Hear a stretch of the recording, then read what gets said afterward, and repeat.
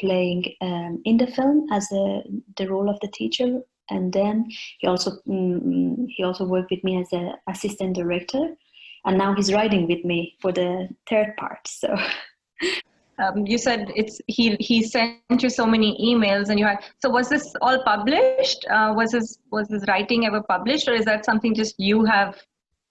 No, actually, I'm so far I'm the only one who read the diary, but Wow. We are working on, because he wrote it in Dari, and then in the language of Afghanistan, one of the languages in Afghanistan, and he doesn't speak English that well, and we are looking for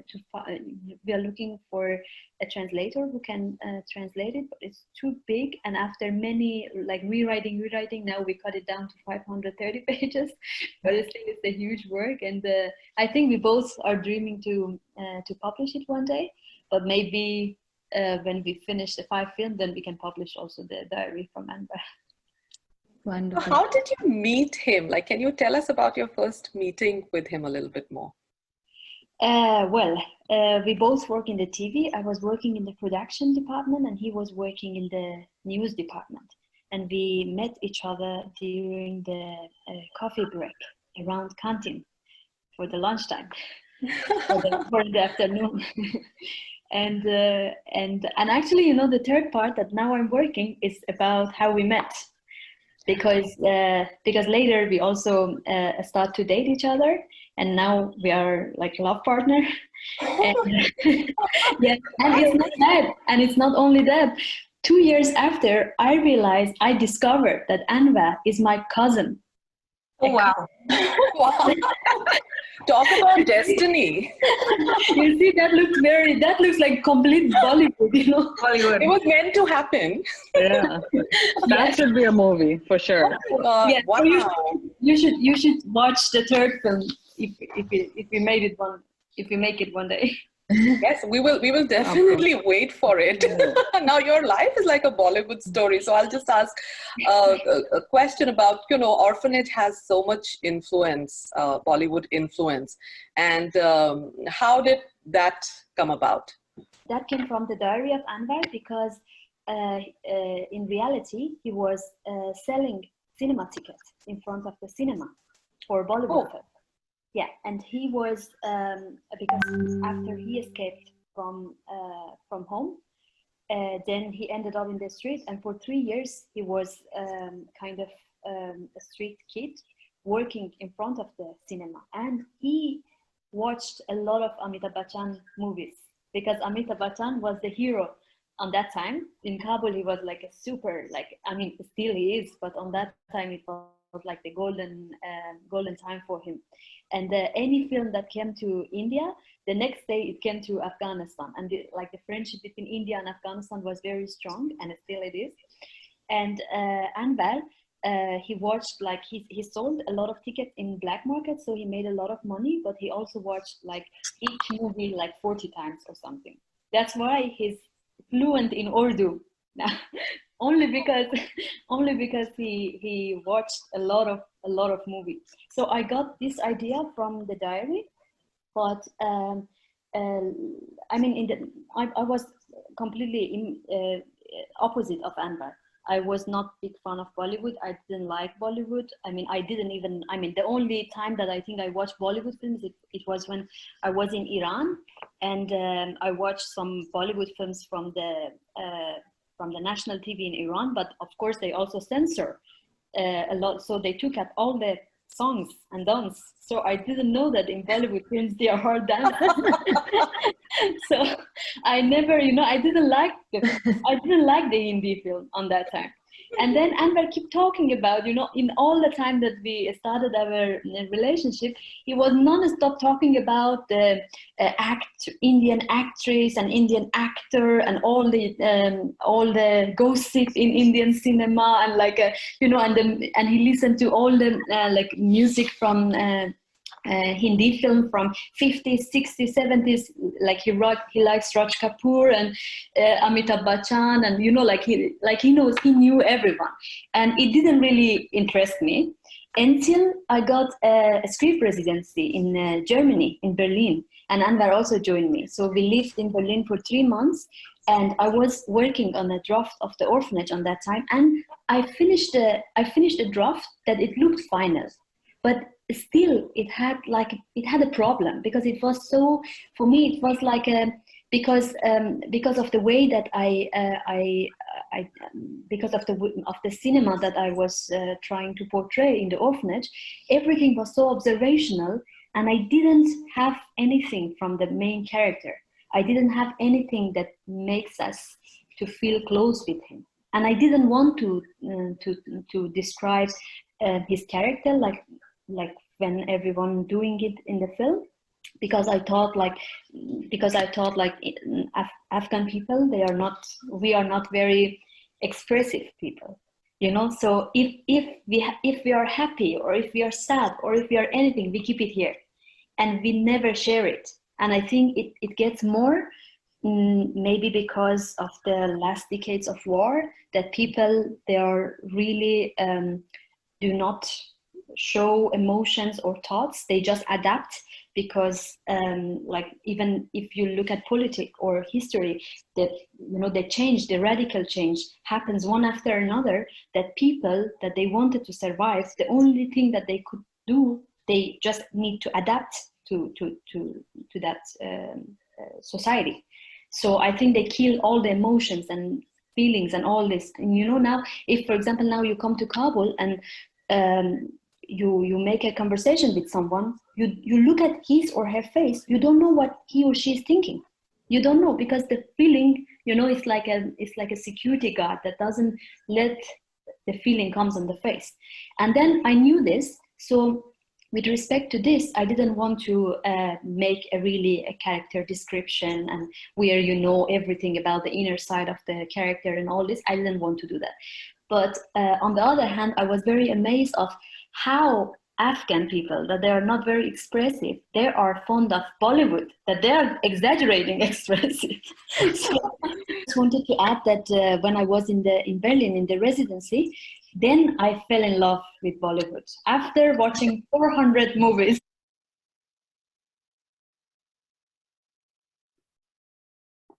Thank you, everyone. I hope you enjoyed that. Animon and Vandana, shall I let you kick it off for the audience discussion? Yeah. Yes. I hope all of you had a good time watching that movie. I think for some of us, it might have brought back memories of being 15 again in the 80s and watching Bollywood movies. But something that Sharbano actually mentioned caught me by surprise about how the Afghans actually suppress their emotions and don't show it. And that's what is reflected in the movie. Did that touch anybody else? And we want to keep the rules of engagement for this session very simple. If you have something to say, please unmute yourself and voice your opinions. The only thing I request is, try not to cut somebody else off. Give everyone the chance to say something if they have something that they want to talk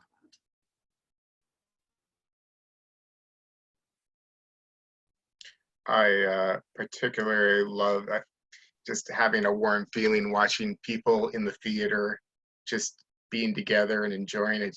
It made me feel so good, and especially with that community, that group of people, they love films unnaturally and they just adore them. And to see that was just like, yes, I really love that scene. And one of my favorite scenes was when the boy was playing chess on the computer and everybody else was ignoring the computer and everybody wanted just to play typical chess. And that was probably the only time in history that children weren't attracted to anything electronic. It was a beautiful scene. I really enjoyed the film too. That was great, Aaron. So when I was watching this movie, I got a confession to make that it looked as if a little weird seeing the characters, the normal Afghan people, behaving differently. So, and liking the Bollywood style of films, and also showing in emotional situations, the Kudrat was imagining himself in the Bollywood situations, and once it is over, he is back to being a poker face kid, right? And which is really at odds with everything we've seen, like, and people from India who loves Bollywood, we are very, like, we show the emotions, but I didn't see that in this till till I heard the video where the Sharad was mentioning that Afghanistan people, they've learned to suppress their emotions, and so yeah, it was it was great experience watching this pre-Taliban era Afghanistan move environment, and how things can change in a matter of few months. Like towards the end, you see people who are dressed in a modern way started dressing in a more conservative fashion. So yeah, the transition was absolutely brilliant. Anyone else has more comments? Yeah, so what I found interesting was that in the beginning, I had the same thought that Animon just mentioned, which is, how come it's looking like this is not the Afghanistan I would have imagined? And especially thinking that they're going off to an orphanage. I was thinking the orphanages that we see in Indian movies, they're small, they're don't have very many things. These kids had nice clothes, somewhat nicer food, the way they were treated, everything was so much nicer. And I thought, this is really odd. And then when I started to see the Russian influence, I couldn't figure out, in the beginning, it was a little bit confusing, like, is this orphanage being controlled by Russians, or what's the deal here? And then the transition was kind of nice. It was a good movie. I enjoyed it. This is not what I thought it was going to be. And so it was a very pleasant surprise towards the end. It all made sense why it was the way it was. But it didn't happen until pretty much the last scene, or last few scenes in the movie for me. So I thoroughly enjoyed it. Yeah, you're right, Varsha. There's so much that was packed into the 90 minutes of the film. It wasn't just about Bollywood and a 15-year-old growing up. The whole political landscape and the environment changing, quite a lot was packed into that. Anyone else has any other comments?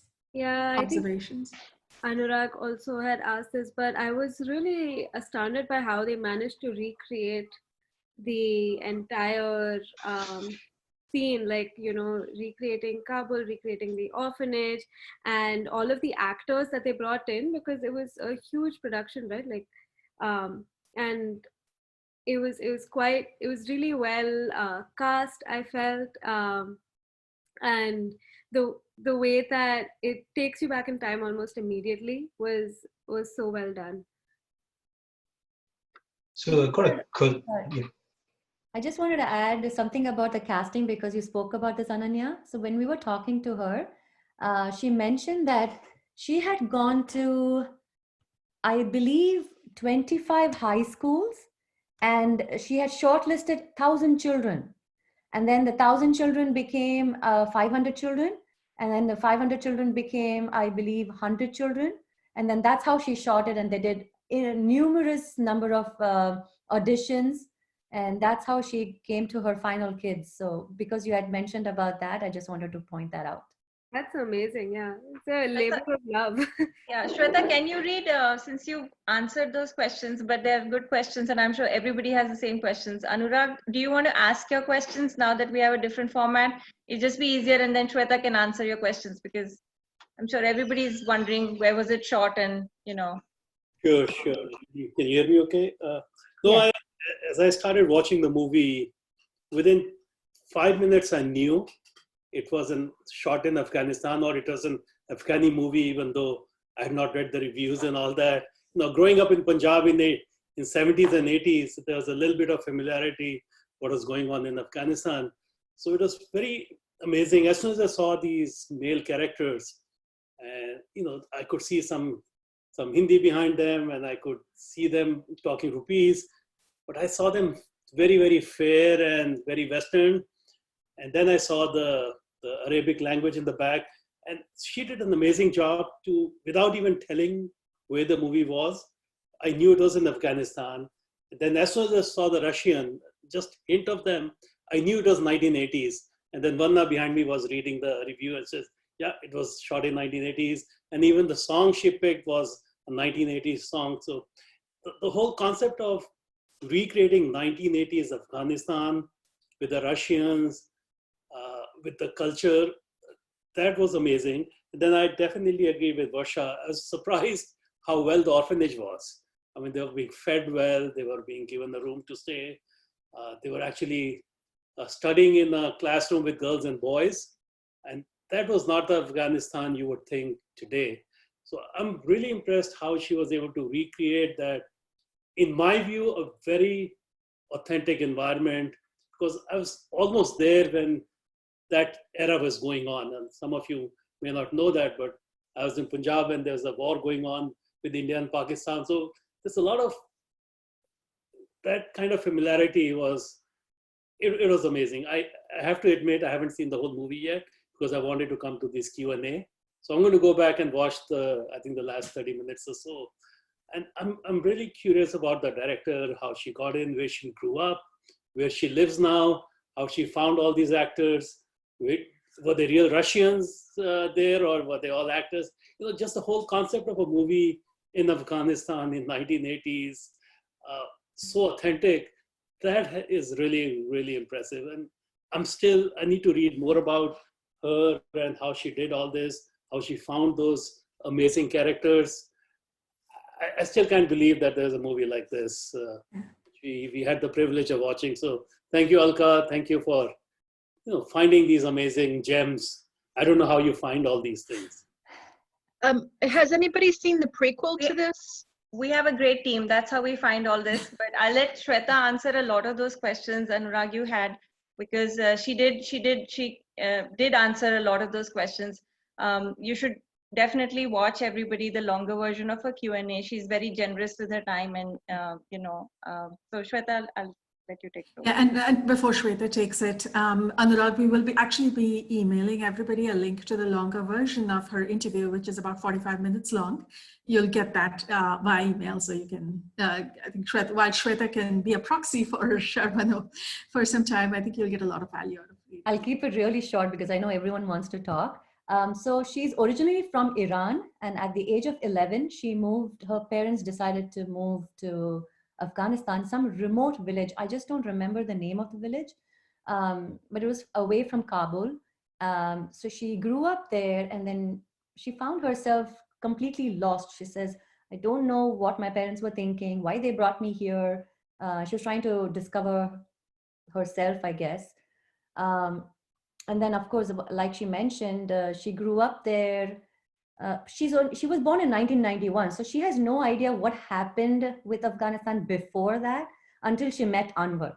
And then Anwar actually kind of spoke about it, and then he started writing these diaries for her. And I think there were like 800 pages or something like that he kept sending her. And that's how she said, okay, I'm going to make a film out of this. So yeah, I hope I answered your question. I was wondering if anybody had seen the first film, the one before this, The Wolf and the Sheep. I haven't, Chan. I'm not sure if Alka has. No. Nope, sorry. Actually, I just wanted to add something to what Anurag was talking about. I mean, I don't know how many of you grew up in India, but I grew up in New Delhi. And I was, a school student through the 70s. And we had a number of Afghani families who relocated to India at that point in time. So I don't know whether you remember, there used to be, Dawood, who was the king sort of Afghanistan, first prime minister, and he kind of overthrew his brother's regime.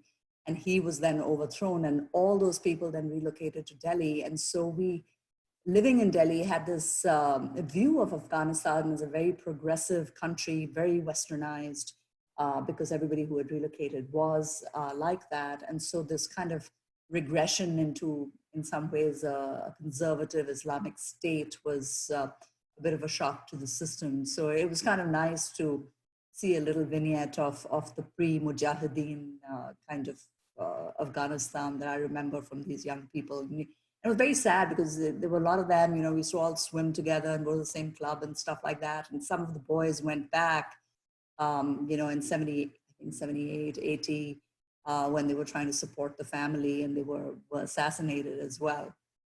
So it is kind of a little nostalgic to see this, but thank you for screening this little vignette in time.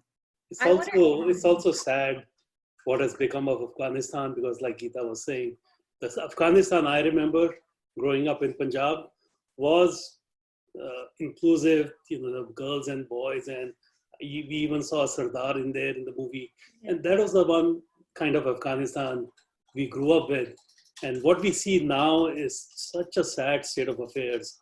And I don't know who to blame or what happened, but you know, it was so refreshing to see the kind of Afghanistan I remember when I was growing up in the movie. And so suddenly, I didn't even know that this was an Afghani movie until I started watching. And in less than 5 minutes, I knew where this thing is, what is going on.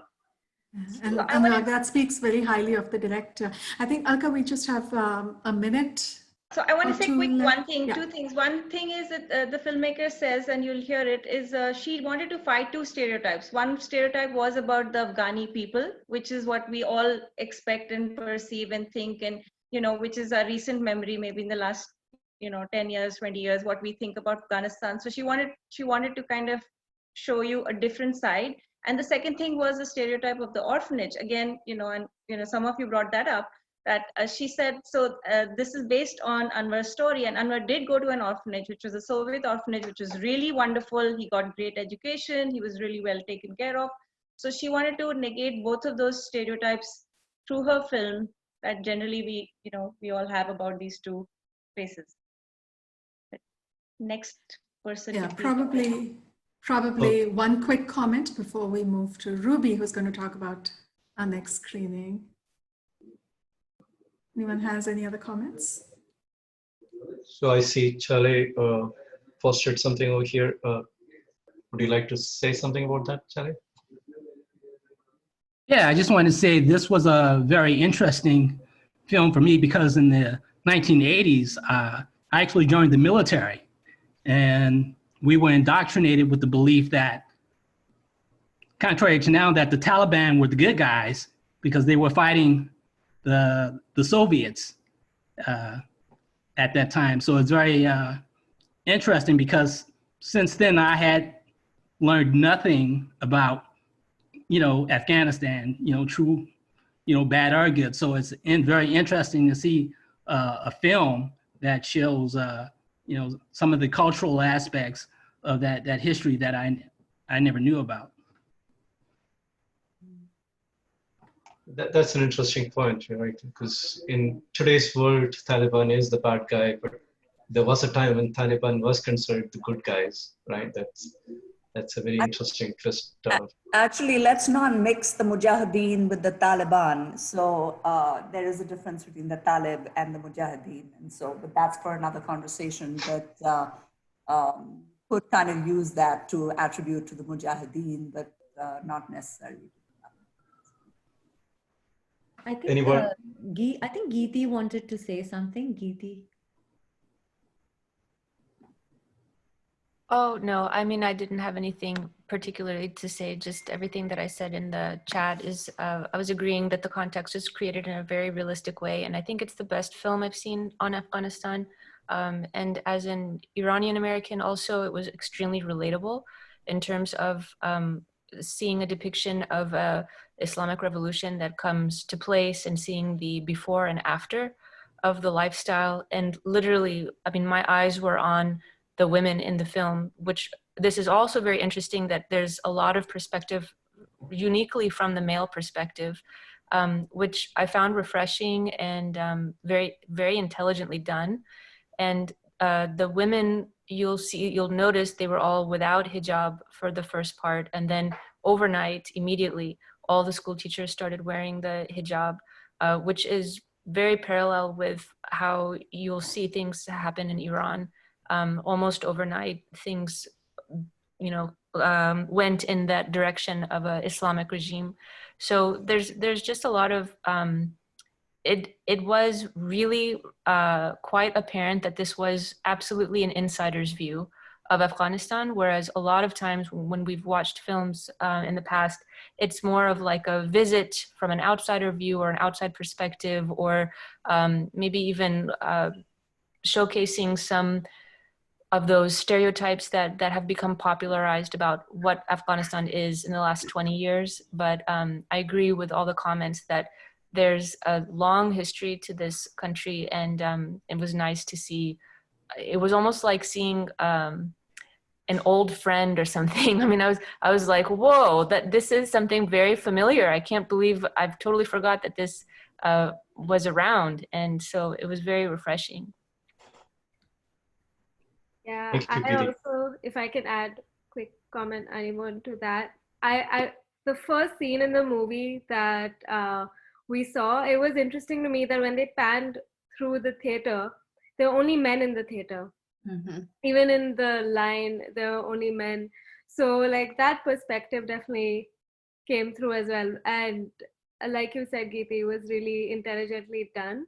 And another thing that was kind of nostalgic for me is this cultural capital that India has with Bollywood, especially, to like kind of stretching out across, but definitely in Afghanistan. And then if you go more west than that, my dad was posted in Russia, and I remember that a lot of people, every time we went in the cabs, everyone would talk about Raj Kapoor immediately. They would ask, have you met Raj Kapoor? Maybe like, no, but it was really interesting that, we have so much cultural capital as India. Thank you, Ananya.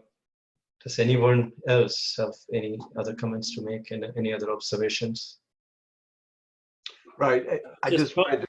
I noticed in the final credits that the film was shot in Tajikistan, which makes a lot more sense, I think, as far as casting the children and all that. Thank you for that observation. So we are right about 9:35. Ruby, if you're here, you can drop it. So just to wrap up for tonight, thank you everybody for coming. I would recommend that you see, like, don't miss out on the extended Q&A, because a lot of these comments come up, and she's a great speaker. You really root for her and for her next project. So like, if you like her movies, you're really gonna like enjoy hearing her speak about her film and how she cast it and how she got funding. It's like, as you said, like 40 minutes long, so you can, like, I don't know, wash dishes or something, because it's really worth hearing the whole time, and I really enjoy being part of the Q&A. So definitely check that out. Let me go see my notes so I don't miss a couple of things. So don't forget to give your vote for the Audience Choice Award. I will definitely be voting. You have a link that has been sent to your email, and don't forget to vote for your favorite feature. Just as another reminder, we take screenshots of the Q&As and we'll be posting them on social media. If you have any objection, email us at info@indiememe.org just to let us know. Share the event with your friends and family on social media, and we appreciate all your support. Use the hashtag IMFF2020. I hope you guys have bookmarked the IMFF schedule. It is also on our website. And we will see you on Friday, May 8th at 6:30 for the screening of Coral Woman. We also have our second collection of shorts and a Q&A and a very lively discussions that we keep having. Have a good night. Thank you guys for coming. Thank you, Ruby. Thank you. Thank you. Thank you, everyone, for coming.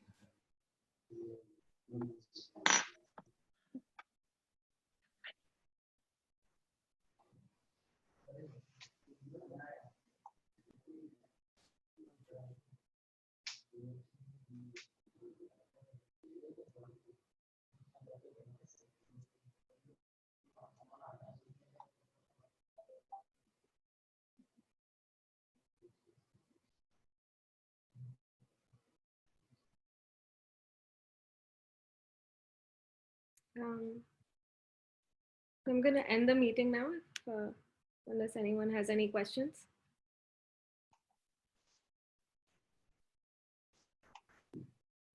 All right. Bye. Good night. Bye. Good night, everyone. See you on Friday, next Friday.